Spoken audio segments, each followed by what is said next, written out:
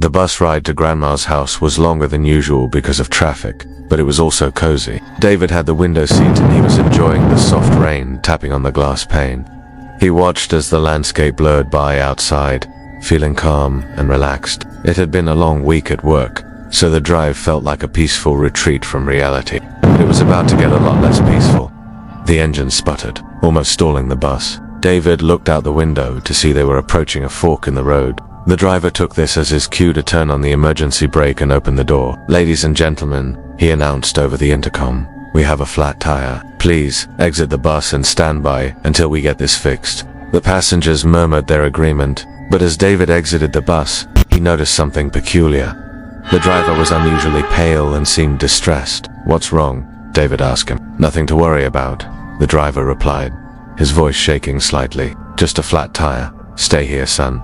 I'll be right back." David scanned his surroundings and noticed a small town just ahead. There wasn't much to it, just a few houses and a general store with a rusted sign hanging crookedly above its entrance. The driver was moving towards the town, and David decided to follow him. As he got closer, he noticed something unsettling. The driver was moving erratically, almost like a puppet with its strings cut. David reached the driver and asked him, "Are you okay? You look like you've seen a ghost." The driver turned to him, his face contorted in a silent scream. His eyes were wide and vacant, staring straight ahead.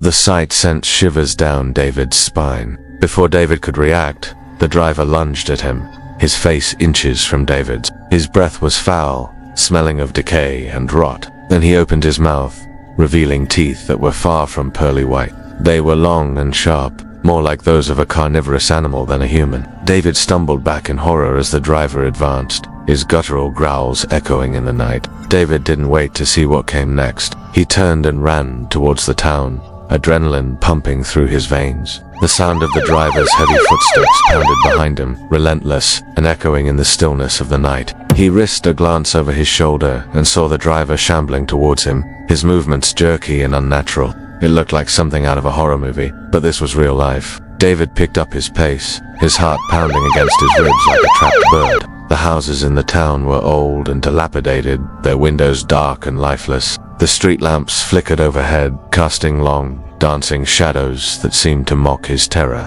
Each step he took echoed the question, "Where is everyone? Why am I running?" As he rounded a corner, he saw a figure standing in front of a house, bathed in the glow of the porch light. Relief flooded him.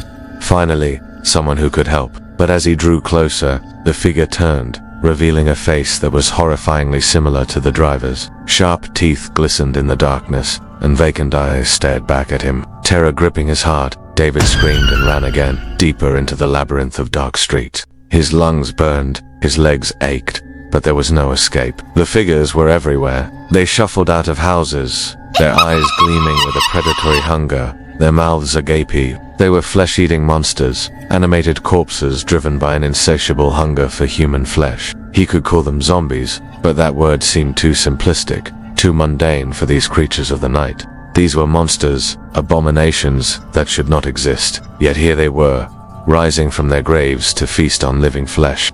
David ran blindly, hoping to find a way out of this nightmare. But every street seemed to lead to another horde of the undead. The thought of escape began to dwindle, replaced by the grim acceptance that he might be the last human alive. Then he saw a car parked on the outskirts of town. It was old, but if he could get it started, it could be his ticket out of this hellish place. With renewed hope, he dashed towards it, ignoring the outstretched hands and snarling faces of the creatures behind him. He fumbled with the door handle, adrenaline making his hands shake. He finally managed to get inside and he quickly slid behind the wheel.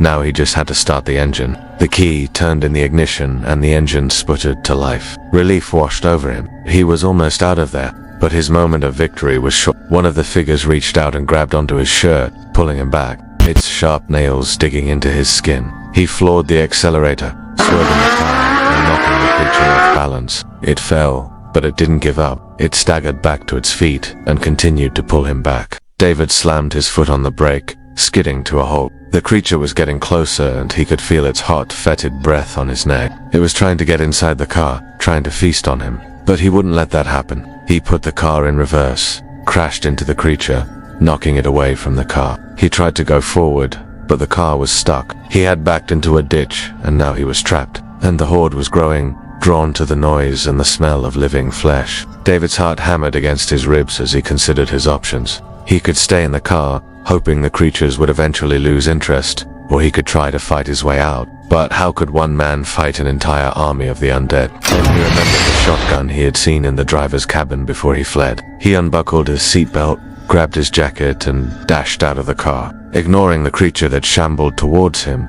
he ran towards the bus. He burst through the door, sending glass shards flying, and he made his way to the driver's cabin. He spotted the shotgun leaning against the wall and he snatched it up. It was heavy and cold in his hands, but it gave him a sense of power. As he turned to leave, he saw a figure in the doorway, silhouetted against the dim light of dawn. It was the driver, his face still bearing the grotesque display of teeth, and his eyes burning with an unholy light. "You can't escape," the driver rasped, his voice a horrifying parody of its former self. "We are the end, the culmination of all flesh decay." David didn't reply. He raised the shotgun and fired. The driver crumpled, collapsing into a heap at his feet. With the first shot, David had found his purpose. He would take out as many of these creatures as he could, avenging the lives lost and perhaps finding some kind of peace in the destruction.